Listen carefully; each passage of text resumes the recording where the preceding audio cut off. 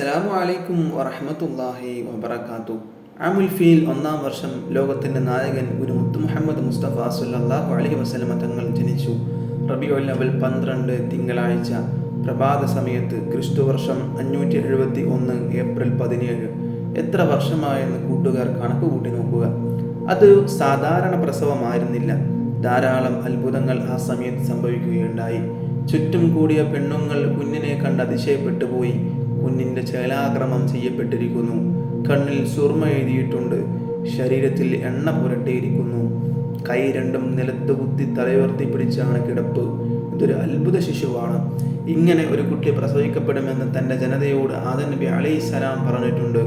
പിന്നീട് വന്ന പ്രവാചകന്മാർക്കെല്ലാം ഈ കുട്ടിയുടെ വരവിനെ കുറിച്ച് അറിയാമായിരുന്നു.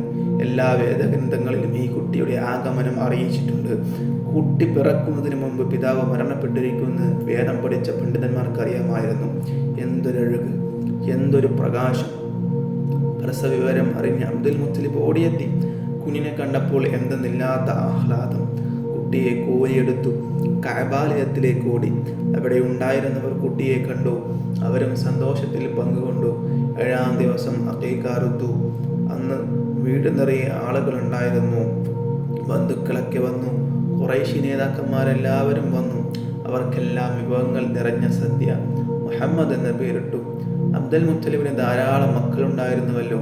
അവരിൽ പ്രസിദ്ധരായവർ ഹാരിസ്, അബൂ ത്വാലിബ്, അബ്ബാസ്, ഹംസ എന്നിവരാകുന്നു. മറ്റൊരു മകൻ അബൂലഹബ്.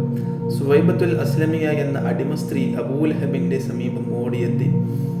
വർദ്ധിച്ച സന്തോഷത്തോടെ അവൾ വിളിച്ചു പറഞ്ഞു, യജമാനൻ അറിഞ്ഞു, പ്രസവിച്ചു. അങ്ങയുടെ മരിച്ചുപോയ സഹോദരന്റെ ഭാര്യ പ്രസവിച്ചു.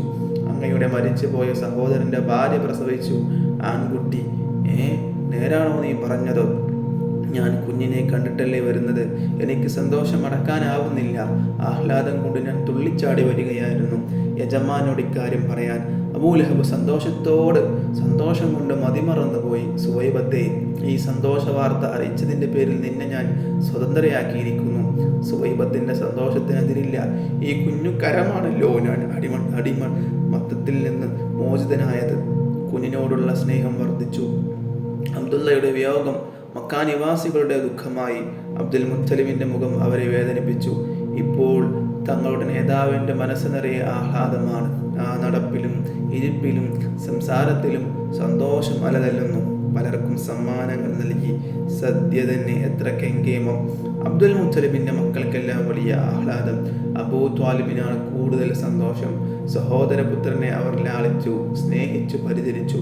അന്ത്യപ്രവാചകൻ ഭൂജാതനായിരിക്കുന്നു. അന്ത്യപ്രവാചകനെ പ്രസവിച്ച മാതാവിനെ നാം ആദരിക്കണം. അവരുടെ പേര് കേൾക്കുമ്പോൾ റളിയല്ലാഹു അൻഹു എന്ന് പറയണം. തൻ്റെ പൊന്നോമനയെ മാതാവ് ഓമനിച്ചു, മുല കൊടുത്തു. കുഞ്ഞു പാല് കുടിച്ചു. മുഖത്ത് സന്തോഷം. മാതാവിൻ്റെ കൽബ് കുളിരണിഞ്ഞു. അസ്സലാമു അലൈക്കും വറഹ്മത്തുള്ളാഹി വബറകാതുഹു.